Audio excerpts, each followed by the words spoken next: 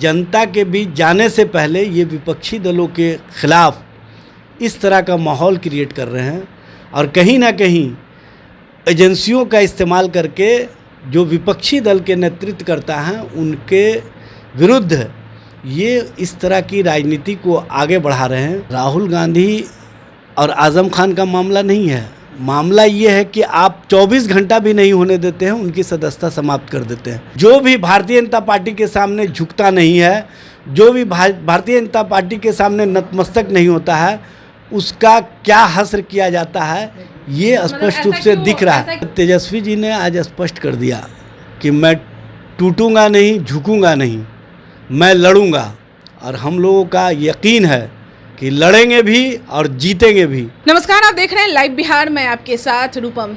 राहुल गांधी की सदस्यता, लोकसभा की सदस्यता खत्म हो गई है और अब ये भी कयास लगाया जा रहा है कि तेजस्वी यादव के तरफ रुख मोड़ा जाएगा और फिर शायद उनको जेल भी हो जाएगा। चलिए इसी मुद्दे पर बात करने के लिए हम आरजेडी में पहुंचे हुए हैं और आरजेडी के प्रवक्ता एजाज अहमद जी हमारे साथ जुड़े हुए हैं। अब तेजस्वी, क्या लग रहा है राहुल गांधी के बाद अब तेजस्वी की बारी? देखिए, भारतीय जनता पार्टी चूँकि लोकतंत्र में जनता के बीच जाने से घबरा रही है, क्योंकि उनको पता है कि जनता के बीच में जो अडानी का मामला है, जो महंगाई का मामला है, जो नौजवानों के रोज़गार का मामला है, जो महिलाओं पर अत्याचार का मामला, उस मामले में जनता के बीच में उनका परसेप्शन ख़राब हो चुका है। इसीलिए जनता के बीच जाने से पहले ये विपक्षी दलों के खिलाफ इस तरह का माहौल क्रिएट कर रहे हैं और कहीं ना कहीं एजेंसियों का इस्तेमाल करके जो विपक्षी दल के नेतृत्व करता है उनके विरुद्ध ये इस तरह की राजनीति को आगे बढ़ा रहे हैं। लेकिन एक बात मैं बता देना चाहता हूँ कि भारत में जो लोकतांत्रिक व्यवस्था है, जो लोकतंत्र है, बहुत ही मजबूत है।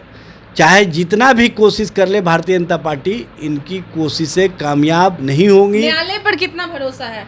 देखिए, न्याय और न्यायपालिका, इसी पर सबको भरोसा है और इस पर सबको भरोसा करना भी चाहिए, क्योंकि न्यायिक प्रक्रिया जो होता है उसमें सबके साथ इंसाफ होता है। एक बात मैं आपको स्पष्ट कर देना चाहता हूँ, भारतीय जनता पार्टी न्याय और न्याय प्रक्रिया को भी कहीं ना कहीं धत्ता बता रही है।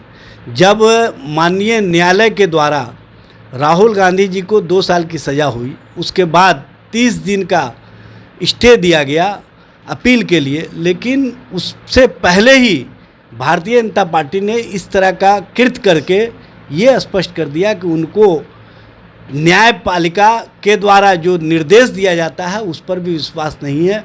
वो अपने हिसाब से, अपने तरीके से पूरे व्यवस्था को चलाना चाह रही है, जिसके कारण आज इस तरह की स्थिति हो गई है। अराजकता का माहौल खड़ा करके भारतीय न्यायालय की व्यवस्था भी बीजेपी अपने तरीके से चला रही है। न्यायालय की व्यवस्था ही नहीं, न्यायपालिका के द्वारा जो वर्डिक्ट दिया जाता है उस पर भी भारतीय जनता पार्टी नहीं टिक पा रही है। ये स्पष्ट रूप से दिख रहा है। जिस तरह से सूरत कोर्ट ने राहुल गांधी जी को 30 दिन का समय दिया स्टे देने के बाद कि आप अपील में जा सकते हैं, अपील में जाने से पहले उनकी सदस्यता रद्द किया जाना, ये कहीं ना कहीं न्यायिक प्रक्रिया और न्यायपालिका का जो सिद्धांत है उसके साथ भी इन्होंने किस तरह का खेल खेला है, ये स्पष्ट रूप से। लोग भी तो ये तो कह रहे हैं कि पहले राहुल गांधी ही नहीं है जिनकी सदस्यता खत्म हुई है, और भी लोग हैं। देखिए, राहुल गांधी और आज़म खान का मामला नहीं है, मामला ये है कि आप 24 घंटा भी नहीं होने देते हैं, उनकी सदस्यता समाप्त कर देते हैं।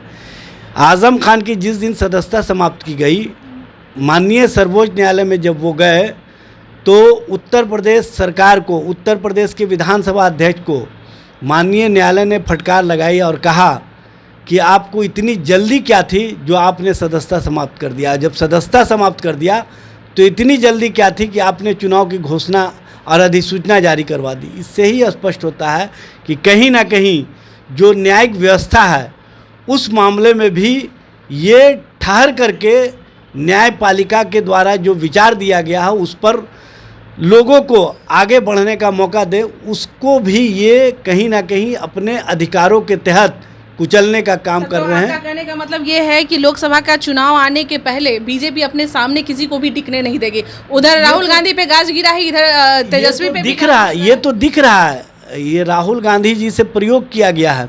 और आप देखेंगे कि लगातार चाहे मनीष सिसोदिया का मामला हो, चाहे के कविता का मामला हो या अन्य नेताओं का मामला हो, जो भी भारतीय जनता पार्टी के सामने झुकता नहीं है, जो भी भारतीय जनता पार्टी के सामने नतमस्तक नहीं होता है, उसका क्या हश्र किया जाता है, ये स्पष्ट रूप से दिख रहा है। ऐसा क्यों हो रहा है? नीतीश कुमार और तेजस्वी यादव जिस तरह से मतलब उन लोगों का कहना था कि भाई अब सब लोग जितने लोग हैं उनके विपक्ष में है, सब लोग एकजुट हो जाइए और उसके बाद हम लोग चुनाव लड़ेंगे लोकसभा का, क्या उसी के लिए? देखिए, एकजुट होने का मामला नहीं है, मामला ये है कि एक एक को चुन करके, इसीलिए तो एकजुट आप लोग हो रहे हैं, तो एक एक को चुन करके जिस तरह से हमलावर है भारतीय जनता पार्टी, ये सबको समझना चाहिए कि लोकतंत्र में जब सत्ता निरंकुश हो जाए तो उस सत्ता से टकराने के लिए सबों को एकजुट होना आवश्यक है, क्योंकि जनता का मिजाज उस सत्ता से टकराने का है।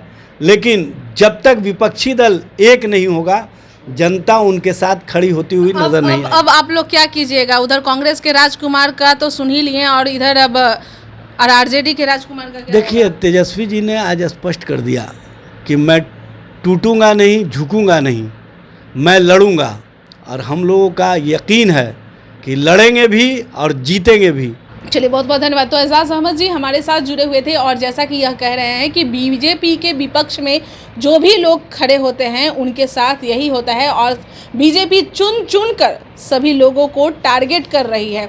आपने देखा ही कि राहुल गांधी के साथ जो हो रहा है और उसके बाद इधर ईडी और सीबीआई का तेजस्वी यहाँ के आवास पर तो हमेशा आना जाना होता ही रह रहा है। अब लोकसभा का चुनाव आ रहा है और सवाल खड़ा ये हो रहा है कि अब प्रधानमंत्री के तरफ से ये लोग किन्हें मतलब चेहरा आगे रखेंगे। चलिए, लोग ये भी अब बता रहे हैं कि अब हो सके तेजस्वी यादव का अब क्या होगा, क्योंकि लगातार ईडी और सीबीआई वहाँ पर पहुँच रही है। क्या जेल भी होगा, क्या कुछ होगा? चलिए, बहुत सारे सवाल हैं, इन सवालों का जवाब हम और भी लोगों से ढूंढने का प्रयास करते हैं। तब तक के लिए आप बने रहें लाइव बिहार के साथ। धन्यवाद। लाइव बिहार यूट्यूब पर सब्सक्राइब और फेसबुक पर लाइक ज़रूर करें।